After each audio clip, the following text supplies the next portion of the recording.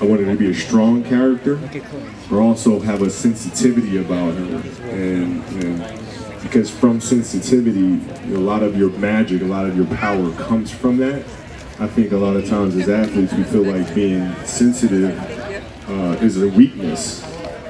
And I wanted her to be a great example for my daughters, for other young women out there, that your sensitivity is where a lot of your power and your inner magic comes from. And it was important for Legacy to go on that journey to figure that out.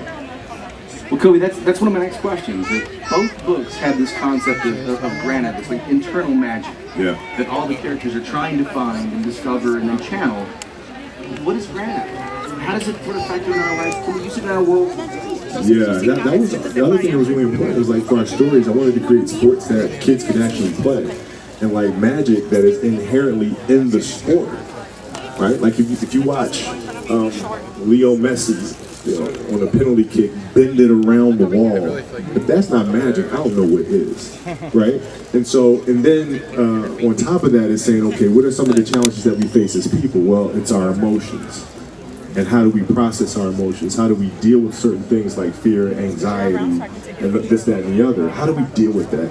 And I just felt like we're not really teaching our kids those complicated messages. We tend to dumb down content for children and make things very simplistic because we feel like, okay, they can only handle but so much. Well, I feel like if we can give them really complicated messages at an early age, how to deal with emotion, how to deal with things good, bad, or indifferent, the world would be a better place from that. We just have to teach them to be self-aware of those things, and that's what Grana is. We're just teaching those lessons through sport. Real. Yes! I'm assuming from the crowd, you've created some magic in your life before that you wouldn't have this show up. Just a quick switch. So the Wizardart series, it's radically different from Legacy and the Queen. As opposed to one person, with an opponent across playing tennis. Yeah. It's the story of 10 young men. Basketball, West Bottom Badgers. Yeah. And the structure of the book is really interesting. So can you tell the crowd about why you structured it that way? Yeah, so originally it was supposed to be one book. And it was going to be the story of Rain. But as we started, I started outlining the character and outlining the plot, it became very apparent from my personal experience that I cannot make a basketball book focused on one player without touching all the other players.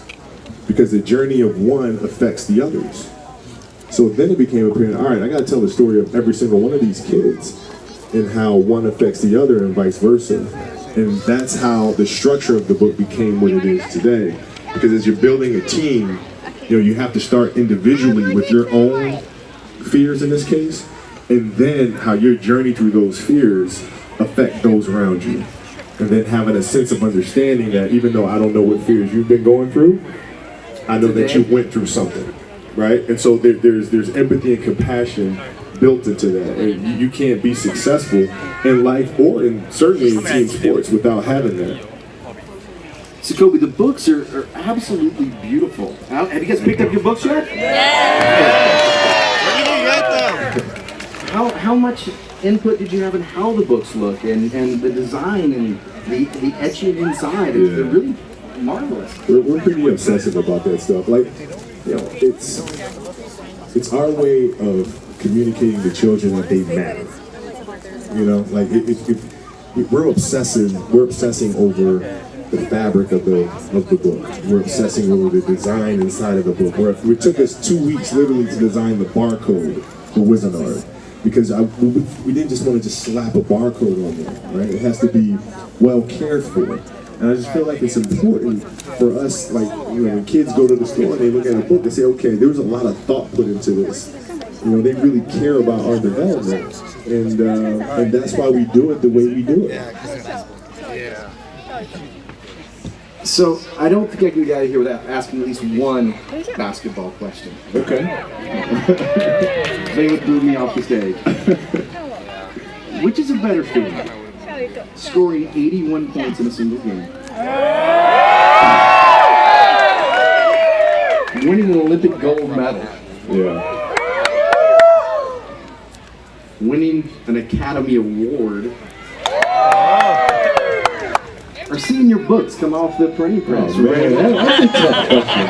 You know, well, I gotta say, you know, personally, nothing compares to the feeling of winning an Academy Award, because, like, you know, I don't mean to sound crazy or anything like that, but like, I put so much work in on the basketball court that I expected to score 60, 70, I expected to win 5 championships. Like, but an Academy Award came out of left field, right? But that being said, all of those pale in comparison to representing